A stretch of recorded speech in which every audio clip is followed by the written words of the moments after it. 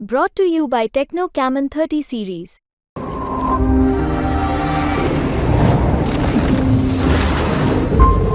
Gavaskar port of Spain Trinidad मैदान पर उतर रहे हैं पहला टेस्ट मैच खेलने।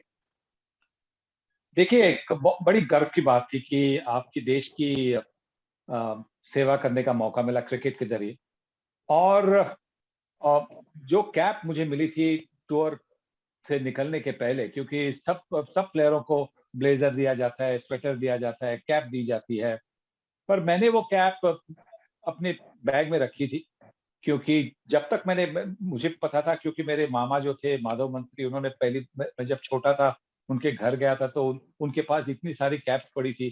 तो मैंने उनसे बोला कि आपके पास इतनी कैप से मुझे एक दीजिए। तो उन्होंने अच्छा। बोला, नहीं, you have to earn this cap. मेरे पास बहुत सारी कैप जरूर है, पर हर एक कैप मैंने अर्न की है, पसीना बहाकर मैंने अर्न की है। तो आपको भी उसको कमाना होगा, कैप को you have to earn the cap. और इसी वो मेरे मेरे दिमाग में था, और इसलिए मैंने वो कैप मेरी बैग में रखी थी। जब मैं मैदान में उतरा 6 मार्च को, तब पहली बार मैंने वो कैप पहनी थी, और इतना गर्व महसूस हो रहा था कि भारतीय टीम के लिए मैं खेल रहा हूँ। थोड़ा सा नर्वस भी था, क्योंकि वेस्ट इंडीज के खिलाफ खेल रहा था। गैरी सोबर्स जैसे कि ग्रेटेस्ट, मतलब मेरे मेरे हिसाब से ग्रेटेस्ट प्लेयर एवर, वो कप्तान थे वेस्ट इंडीज के। रोहन कनाय, वैन वन Holder, Lance Gibbs, Clive Lloyd, बड़े बड़े दिग्गज, रॉय रॉय फ्रेडरिक। फ्रेडरिक्स। हाँ, बड़े बड़े दिग्गज खिलाड़ी थे उनके टीम में। तो थोड़ा सा नर्वस तो जरूर था, और जैसा मैंने कहा कि एक गर्व महसूस हो रहा था कि आखिरकार मुझे भारतीय टीम में खेलने का मौका मिला था। सनी भाई, वैसे आपने 774 रन बनाए थे, वो तो आजकल एक साल में कोई टेस्ट प्लेयर बना ले तो बहुत बड़ी बात मानी जाती है। और आपने एक सीरीज में इतने रन बनाए थे, बावजूद इसके कि आप पहला टेस्ट मैच तो जमैका में खेले ही नहीं थे। तो वो भी थोड़ा सा दर्शकों को बताइए कि वो मैच आप क्यों नहीं खेले थे। देखिए, मुंबई से निकलने पहले मुझे आदत थी कि मेरे नाखून को चूसना। तो उसमें वो जैसे कि एक क्यूटिकल बनती है, तो क्यूटिकल को मैंने खींचा था। तो वो क्यूटिकल खींचने से वहां पे पस जमा हुई, तो एकदम मतलब कि एक इन्फेक्शन जैसे कुछ हुआ था। और जो फ्लाइट से हम जा रहे थे, तो फ्लाइट में हमारे जो दो टीममेट्स थे, उन्होंने कहा कि देखिए, वो नींबू, देखिए नींबू डाल के आपकी उंगली नींबू में डाल दीजिए, वो फिर ठीक हो जाएगा। तो ठीक होने के बदले वो तो और खराब हो गया। तो इतनी बड़ी पस जमा हुई थी कि जब हम कैनेडी एयरपोर्ट पे उतरे थे, क्योंकि उन उन दिनों में फ्लाइट डायरेक्ट नहीं जाती थी। तो हमारी फ्लाइट मुंबई से रोम, रोम से लंदन, लंदन में एक रात रुके। उसके बाद में दूसरे दिन न्यूयॉर्क चले चले गए। तो न्यूयॉर्क के कैनेडी एयरपोर्ट के बिल्कुल पास ही एक अस्पताल था, तो वहां पे मुझे ले गए। और जब मैंने अपनी उंगली उनको दिखाई, तो वो जो वहाँ की नर्स थी, वो जो एडमिट करने वाली, उन्होंने उन्होंने अपना चेहरा ऐसा किया कि यार, ये क्या है ये, करके इतनी। और फिर उन्होंने ऑपरेशन किया। तो ऑपरेशन किया, तो उसी की वजह से फिर अगले 8-10 दिन में खेल नहीं पाया, और उसी की वजह से पहला टेस्ट खेलने का मौका नहीं मिला। अगर मैं फिट भी होता, तो मुझे लगता है कि मैं चुना नहीं जाता, क्योंकि जो ओपनिंग की उस मैच में केनिया जयंतीलाल, वो मेरे सीनियर थे और बड़े अच्छे प्लेयर थे। पर उनका मतलब क्रिकेट में नसीब की भी जरूरत होती है, उनके पास वो नसीब नहीं था जो मुझे मिला अगले टेस्ट में, जहाँ पे मैंने डेब्यू किया था। सनी भाई, 65 रन, 67 नॉट आउट, और इंडिया ने वो मैच जीता। Port of Spain test match, और पोर्ट ऑफ स्पेन तो वो जो ट्रिनिडाड टबेगो की जो जगह है, क्वींस पार्क ओवल, वो हम बचपन में रेडियो में जब सुनते थे या पढ़ते थे तो लगता था कि सुनील गावस्कर अभी भी वहां पर बैटिंग कर रहे हैं, घंटियां बज रही हैं, और लॉर्ड रियाल्टर, वो कैलिप्सो में बाद में आऊंगा, वो बज रहा होगा। हाँ, पहला ही टेस्ट मैच जीत। और वेस्ट इंडीज के खिलाड़ियों ने आपको कैसे देखा? I am sure Rohan Kanhaiya आपके हीरो हैं। आपने रोहन, अपने बेटे का नाम भी उन पे रखा है, रोहन जय विश्वा गावस्कर। तो रोहन कन्हई को देखा, सर गैरी सोबर्स को देखा, क्लाइव लॉर्ड आपके साथ के थे, उस वक्त का मोमेंट क्या था आपके लिए? देखिए, बहुत जैसा मैंने कहा कि बहुत जबरदस्त मोमेंट था। एक जैसे कि प्राइड थी कि मैं इन दिग्गज खिलाड़ियों के साथ उसी मैदान पे उतरा हूँ, उसी मैदान पर मैं खेल रहा हूँ। एक एक तरफ से बिलीव नहीं कर रहा था कि ये क्या सच में हो रहा है, कि क्या ये सपना है, कि मेरे सामने गैरी सोबर्स इतने नजदीक है, मेरे सामने रोहन कनाई इतने नजदीक है, क्लाइव लॉयड इतने नजदीक है। उनको मैंने नॉर्थ स्टैंड से मैच खेलते हुए देखा था भारत के खिलाफ 1966 में। और उसके बाद में 5 साल के बाद में मैं उनके साथ उसी मैदान पे था, ये बिल्कुल बिलीव करना थोड़ा मुश्किल हो रहा था। और देखिए आप शायद जानते नहीं होंगे कि मेरी पहली जो रन थे इंटरनेशनल टेस्ट क्रिकेट में, वो सही माने एक्चुअली लेग बाय थी।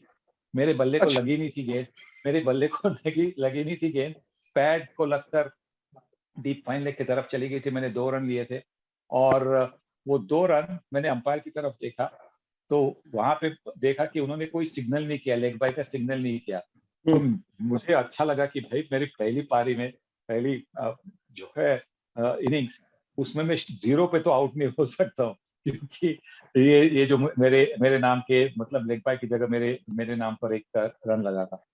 और सर गैरी सोबर्स का वो जो किस्सा था आपका, वो लक हाँ फैक्टर। देखिए, हाँ बिल्कुल, मैं 12 पर बल्लेबाजी कर रहा था, ड्राइव किया पेन वन होल्डर को, बिल्कुल सीधा हाथ में गैरी सोबर्स के, और उन्होंने छोड़ दिया। और लक की बात और नसीब की बात जब मैं करता हूँ, तो इसके पहली टेस्ट जो मैंने मिस की थी, उन्होंने डाइव करके केनिया जयंतीलाल को, इतना बेहतरीन कैच पकड़ा था उनका, और वो उसके बाद में केनिया जयंतीलाल एक भी टेस्ट नहीं खेले खेल ही भारतीय नहीं टीम पाए। के लिए, खेल ही नहीं पाए। अच्छे परफॉर्मेंस के बावजूद वो खेल नहीं पाए। वहां पे उन्होंने अच्छा परफॉर्मेंस किया था, फिर इंग्लैंड में भी अच्छा परफॉर्मेंस किया था, तो खेल नहीं पाए। तो ये मतलब नसीब की बात होती है, और इसी की वजह से जब गैरी सोबर्स ने मुझे ड्रॉप किया, तो उसकी उसकी वजह से मैं 65 रन कर सका, और भारतीय भारतीय टीम को जीत भी मिल गई उस मैच में। और वो दोनों ने 60 रन करने के बाद मुझे और एक मौका मिला। उस मौके पर दूसरी टेस्ट में, मेरी दूसरी टेस्ट और सीरीज की तीसरी टेस्ट में 6 पर बल्लेबाजी कर रहा था, स्क्वायर कट करने गया, बड़ी तेजी से गेंद गई गैरी सोबर्स के पास, और उनकी छाती पर लग के उड़ गई, वो पकड़ नहीं पाए, और उस मैच में मैंने सेंचुरी बनाई। तो देखिए, गैरी सोबर्स जैसे खिलाड़ी, ग्रेटेस्ट ऑफ ऑल, जब मेरे 2 कैचेस छोड़ते हैं, तो ये नसीब की बात होती है और कुछ नहीं। अच्छा, मैं स्कोरें भी आपकी देख रहा हूँ। 65, 67 नॉट आउट पहले टेस्ट मैच में, 116, 64 not out second test match में। फिर आपका एकमात्र फेलियर, 1 रन, तीसरा मतलब चौथा टेस्ट मैच 117 नॉट आउट। ये सेकंड इनिंग में आपका नॉट आउट का रिवाज हो गया। उसके बाद लास्ट टेस्ट मैच फिर पोर्ट ऑफ स्पेन में 124 और 220। सनी भाई, वो कैलिप्सो लॉर्ड रियल्टर ने उसी वक्त बना दिया था, उसी सीरीज में। जी, उन्होंने मुझे लगता है कि उन्होंने बाद में बना दिया था, क्योंकि वहां पे फरवरी में जो एक कार्निवल बनता है, उसके लिए उन्होंने बनाया था। तो अगले साल के कार्निवल के लिए उन्होंने शायद बनाया होगा। और मुझे 3 साल तक पता नहीं था कि ये कैलिप्सो बना है। जब 1974 में जब भारतीय टीम इंग्लैंड का दौरा कर रही थी, तो उस वक्त हैम्पशायर के लिए एंडी रॉबर्ट्स खेल रहे थे। तो जब वो मिले मुझे, तो उन्होंने मुझे बताया कि भाई, आपको आपको पता है कि आपके बारे में एक कैलिप्सो बना है? तो मैंने कहा कि नहीं, मुझे कुछ पता नहीं। तो अगले दिन वो अपनी कैसेट रिकॉर्डर, उन दिनों में हुआ करती थी, तो कैसेट रिकॉर्डर पे उन्होंने वो मुझे कैलिप्सो सुनाया, सुना है। और बहुत बहुत अच्छा लगा। और उसके बाद में मैंने वो कॉपी करके मैं घर ले आया था, और बिलीव भी नहीं कर रहा था कि परदेश जाकर, पहली बार परदेश गया था, और वहाँ के जो लोग हैं, उन्होंने मेरे लिए एक मतलब पूरी टीम के लिए बनाया था, पर एक जो कैलिप्सो बनाया था, वो बहुत अच्छा लगा। सही बात है। वैसे सनी भाई, वेस्ट इंडियन अंदाज में बोल तो लेते हैं, वो तो आप जानते हैं कि वेस्ट इंडीज में ना बोलते बोलते गाते भी हैं साथ साथ।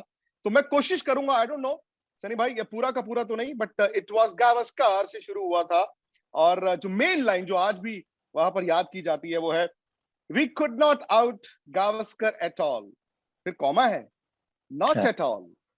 ये नॉट एट ऑल 13 सेंचुरीज आपकी वेस्ट इंडीज के अगेंस्ट, उस वेस्ट इंडीज के अगेंस्ट जो उस टाइम पे जाहिर तौर पर आज सारे टीमों को इकट्ठा कर दें तो एक वेस्ट इंडीज बनती थी।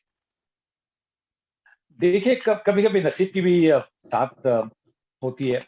और जो पहली सीरीज में मुझे वो नसीब की साथ मिली थी, कि जब गैरी सोबर्स ने कैच छोड़े थे, 2 कैच, और उसके बाद में जो मौके मिले थे, तब ऐसा लग रहा था, जो एक कॉन्फिडेंस मिला था पहली सीरीज के बाद में, तो उस कॉन्फिडेंस की वजह से ही तो जब जब भी कभी वेस्ट इंडीज के खिलाफ बल्लेबाजी कर रहा था, एक चैलेंज भी थी कि ये सबसे बड़ी अटैक है, सबसे बेहतरीन अटैक है आज की गेम में। तो उस जमाने की गेम में तो मैं सोच रहा था कि इनके खिलाफ अगर रन बने तो अच्छा रहेगा। तो एक डिटर्मिनेशन बनती है, एक जिद बनती है, एक जैसे कि एक, और उसके साथ एक एक प्रिविलेज सा जैसा बनता है कि अगर आपने आपके देश के लिए अगर सबसे बेहतरीन टीम है, सबसे बेहतरीन अटैक है, उनके खिलाफ अगर आप रन करेंगे और अपनी टीम को जीत दिला सकते हैं तो अच्छी बात होती है। मैच से जुड़े आपके हर सवाल का हम देंगे जवाब। जानने के लिए हर update, live analysis, special interviews, download कीजिए स्पोर्ट्स तक ऐप।